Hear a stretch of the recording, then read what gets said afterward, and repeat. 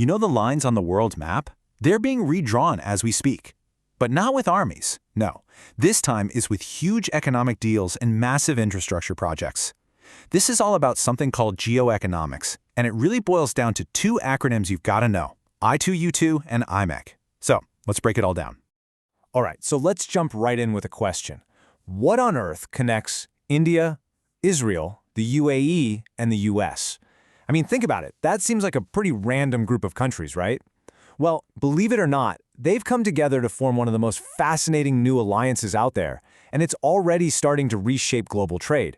So here's our game plan for this explainer. First, we're going to look at what makes this new kind of alliance so different. Then we'll dig into the details of what they're actually building. After that, we'll zoom out to their really big project, this thing called the IMEC corridor. And, just as important, who it leaves out. And finally, we'll try to answer the big question: what does this all mean for the global power struggle? Okay, so let's talk about what this new kind of global alliance is all about. And you can just forget everything you know about old-school military pacts. Seriously, what we're seeing here is a huge shift in how countries are deciding to work together. The word you need to know here is minilateralism. It's a bit of a mouthful, but the idea is simple.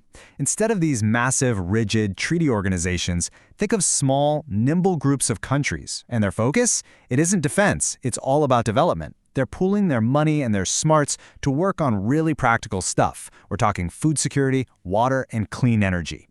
And that brings us right back to those four countries we mentioned. They've formed a group called I2U2. It's pretty straightforward. 2 I's for India and Israel, and 2 U's for the UAE and the US. Some people are even calling it the West Asian Quad, and honestly, it's a perfect example of this whole minilateralism thing in action. Okay, so what is this group actually doing? Because this is where it gets really interesting. I2U2 isn't just some talking shop or a fancy discussion club. Nope.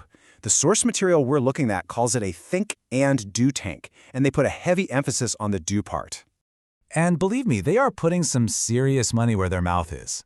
Get this, the UAE, just by itself, has pledged a whopping $2 billion for one of the group's big flagship projects. So, what exactly does $2 billion get you? Well, it's going toward a series of super high-tech food parks all across India. The whole idea is to tackle food security head-on. You've got advanced agricultural tech from Israel, know-how from the US, and land and labor from India. All of it paid for with that UAE capital. It creates this insulated food corridor, which is really all about making sure the food supply for the Middle East is secure. But it's not just about food. Their other huge focus is energy. And again, the scale here is pretty impressive. We're talking about a 300-megawatt project. And that money is going to fund a hybrid renewable energy project in Gujarat, India. And it even includes battery storage, which is a big deal. Now, this project is really trying to do two things. First, it's helping India get closer to its super ambitious goal for non-fossil fuel energy by 2030. And second, it's about starting to build brand new supply chains for clean energy tech, away from the usual players. And here you can really see how this whole partnership clicks together. It's like a puzzle. You've got the money flowing in from the UAE, you've got the cutting-edge farming tech coming from Israel, the US brings the innovation and expertise, and it all comes together on the ground in India, which provides the space and the workforce. It's just a textbook case of each country bringing its A game. But here's the thing.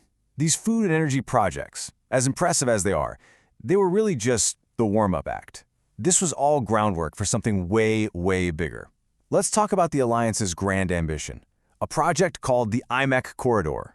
Yeah, as it turns out, I2UE was just the beginning. It was the launch pad. It was all about building the trust and putting the pieces in place for something on a completely different scale, a project that could literally reshape global trade as we know it. And this is where you really start to see the huge geopolitical stakes. At the 2023 G20 summit, they announced the India-Middle East-Europe Economic Corridor, or IMEC for short. And let's be crystal clear, the source material describes this as a direct substitute for China's massive Belt and Road Initiative. This is a big deal.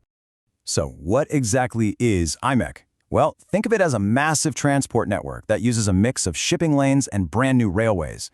The plan is to create a seamless route connecting India all the way to Europe, running right through the UAE, Saudi Arabia, Jordan, and Israel.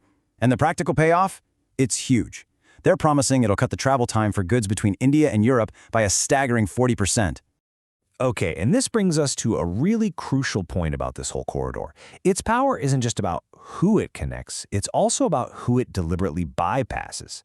This is a concept the source calls the strategic geography of exclusion. It's all about drawing new lines on the map.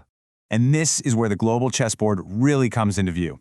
On one side of the board, you've got IMEC. It's backed by the US and the G20, and it's all about creating economic links between partners. On the other side, you have China's Belt and Road, which is designed to expand China's influence across the globe. We're talking about two totally different, competing visions for how the world should be connected. And if you want to see what exclusionary means, just look at the map. The route for IMEC has been drawn to completely go around major regional players like Pakistan, Iran, and Turkey. And make no mistake, that is not an accident. It is a calculated strategic choice. The whole point is to tie allies closer together economically while freezing out their rivals. All right, so for our final section, let's pull back and look at the big picture here. What does all of this, the rise of groups like I2U2 and massive projects like IMEC, what does it all actually mean for the future? Well, when you piece it all together, the ambition here is just breathtaking. The goal is nothing less than to completely reroute the center of gravity of global trade. They're trying to create brand new economic arteries that pump life into one group of nations, specifically by cutting off the circulation to others. And so that leaves us with one final massive question to chew on. Are we watching the birth of a more efficient, more connected world, a better future for global trade? Or are these new corridors with their very specific guest lists actually the new front lines in a deepening global rivalry? Something to think about for sure.